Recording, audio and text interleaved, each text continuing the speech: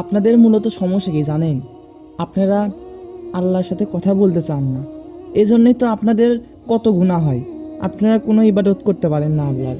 আপনার কাছে আল্লাহর ইবাদত অনেক কঠিন মনে হয়, কিন্তু আসলে আল্লাহর ইবাদত এতটাও কঠিন না, খুবই সহজ। কিন্তু আপনারা মূল যেই বিষয়টা সেটা আপনারা করেন না দেখেই আল্লাহর ইবাদত আপনার কাছে খুব কঠিন লাগে। কি জানেন? আল্লাহর উপর একটা ভালোবাসা। আল্লাহর উপর আপনারা দেখবেন, আপনারা যাকে বেশি মানেন বা যাকে বেশি ভালোবাসেন, আপনি তার মতো হওয়ার চেষ্টা করেন, তার কথা শোনার চেষ্টা করেন।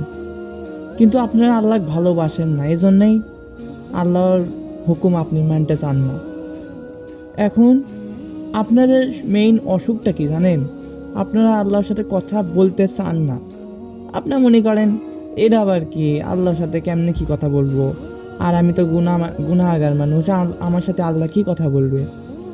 না ভাই, আপনি ওই সিস্টেম, আপনি ওটা শয়তান আপনাকে ধোঁকা দিচ্ছে, শয়তান আপনাকে ওয়াসওয়াসা দিচ্ছে। আসলে আপনাকে, আপনি যদি আল্লাহর সাথে কথা বলা শুরু করেন, আজকেই যদি কথা বলা শুরু করেন, দেখবেন যে আপনি আজ থেকে দেখবেন যে আপনি একটু আলাদা অন্য কিছু মনে হচ্ছে, যে আপনি এরকম তো আগে ছিলেন না, বা কালকের দিনটার থেকে আজকের দিনটা কোনো অনেক ভালো লাগতেছে। কেন?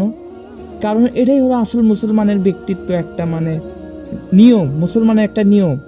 আগেকার সাহাবীরা কি জন্যে এত বীর বাহাদুর ছিলেন?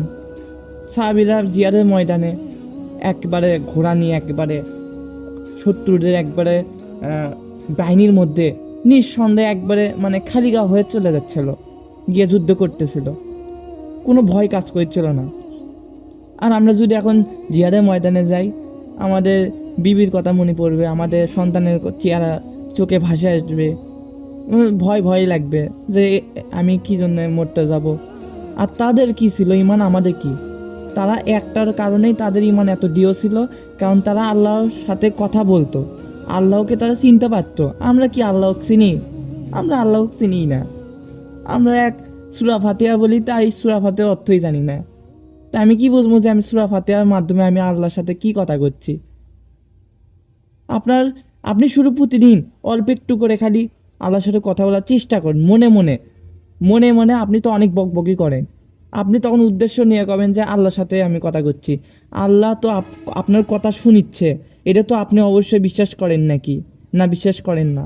অবশ্যই বিশ্বাস করেন যে আল্লাহ আপনার কথা শুনতেছে, অবশ্যই শুনিচ্ছে। আপনি যতই গুনাহ করুন, আপনি যদি গুনাহ করেন, মনে মনে যদি গুনাহ ব্যাপারে ভাবেন, তাও আল্লাহ যদি শোনে, তাহলে আপনি আল্লাহর সাথে কথা করছেন, আল্লাহ আপনার কথা শুনবে না? এটা কোনো কথা? এটা কোনো লজিক হলো? আপনার কথা আল্লাহ অনেক একদম সেই মানে ভালো করেই শুনতেছে, কিন্তু আপনি কথা বলতে চান না, বা ওইটা আপনার অভ্যাসের মধ্যে পড়ে না, কারণ শয়তান আপনাকে সবসময় ওয়াসওয়াসা দেয়। তাই আমি খালি একটা আজকের ভিডিও রিকোয়েস্ট করব, মনে মনে 1 মিনিট হলেও, 30 সেকেন্ড হলেও প্রতিদিন নিয়মিত আল্লাহর সাথে কথা বলেন। আল্লাহ বলেন, মনে মনেকে বলুন, আল্লাহ কেমন আছেন, মানে এমনি বন্ধু যেরকম যেরকম তুমি কথা বলো ওই রকম বলার চেষ্টা করো। তুমি শুনে পাবা না আল্লাহর কথা, এটা বাস্তব। কারণ এটা যারা শুনে পারবে তারা আমাদের মতো না, তারা আমাদের থেকে অনেক ইমানদার হতে হবে। তারা আল্লাহর সাথে সরাসরি কথা মানে শুনতে পাবে না, কিন্তু তারা এটা মানে বুঝতে পারবে যে আল্লাহ এরকম উত্তর দিল, আপনারও ওই রকম আসবে, অবশ্যই আসবে। শুধু চেষ্টা করুন, আজ থেকে চেষ্টা করুন।